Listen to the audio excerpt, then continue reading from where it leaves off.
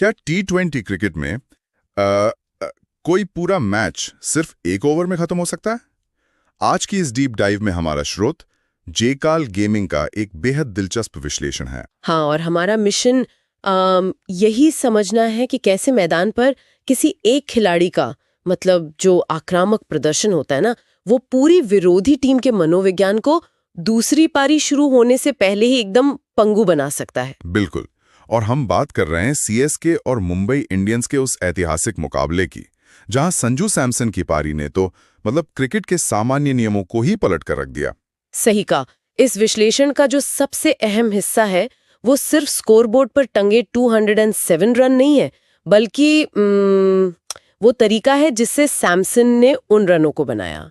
54 गेंदों में 101 रन। क्या बात है। हाँ, और खासकर वो 16वां ओवर, मतलब वहां ऐसा लगा कि गेंदबाज जो भी कर ले गेंद तो बाउंड्री के पार ही जाएगी। बॉक्सिंग में इसे नॉकआउट पंच कहते हैं।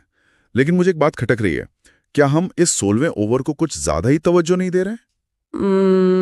कैसे? मेरा मतलब है T20 क्रिकेट में तो बड़े ओवर आते रहते हैं ना, तो क्या तकनीकी रूप से हम कह सकते हैं कि मैच वाकई उसी एक ओवर में तय हो गया था? देखिए, तकनीकी रूप से ये बात बिल्कुल सटीक बैठती है, क्योंकि यहाँ बात सिर्फ रन रेट बढ़ने की नहीं है, बात है मसल मेमोरी, यानी खिलाड़ी की जो स्वाभाविक प्रतिक्रिया होती है। बिल्कुल, उस स्वाभाविक प्रतिक्रिया के टूटने की। जब कोई बल्लेबाज इस कदर हावी होता है तो गेंदबाज अपनी पहले से तय की गई रणनीति भूलकर पूरी तरह बचाव की मुद्रा में आ जाता है। अच्छा। सैमसन ने मुंबई के गेंदबाजों को ये सोचने पर मजबूर कर दिया कि उनकी हर गेंद खराब है। ये मनोवैज्ञानिक आघात इतना गहरा था कि जब मुंबई की टीम बल्लेबाजी करने उतरी तो वो 207 रन चेस करने नहीं, बल्कि उस खौफ से बचने उतरे थे। लेकिन यार, ये तो अंतर्राष्ट्रीय स्तर के पेशेवर खिलाड़ी हैं। लक्ष्य 207 का था, जो मुश्किल जरूर है, पर आजकल T20 में असंभव तो नहीं। असंभव नहीं है, पर उनका जो हाल हुआ वो देखिए। वही तो मुझे याद आ रहा है, मैंने कहीं देखा था कि शायद मुंबई 104 पर ढेर हो गई थी। अरे नहीं, एक से भी बुरे थे वो। शुरुआत इतनी खराब रही कि 3 ओवर में महज 11 रन पर उनके 3 विकेट गिर चुके थे। अकील हुसैन ने 4 विकेट चटकाए और नूर अहमद ने भी बहुत कसी हुई गेंदबाजी की। नतीजा ये रहा कि सोर्स ऐसे एक प्रैक्टिस मैच जैसा बताया गया है। सही बात है। मुझे बस ये समझाइए कि क्या एक बल्लेबाज के हावी होने से पूरी पेशेवर टीम रातों रात खेलना कैसे भूल सकती है? क्या ये सिर्फ उनका एक खराब दिन नहीं था? इसे सिर्फ एक खराब दिन कहना मतलब इस पूरी घटना के तकनीकी पहलू को नजरअंदाज करना होगा। जयकाल गेमिंग का जो विश्लेषण है वो यहाँ स्कोरबोर्ड प्रेशर के असली तंत्र को बहुत बारीकी से समझाता है।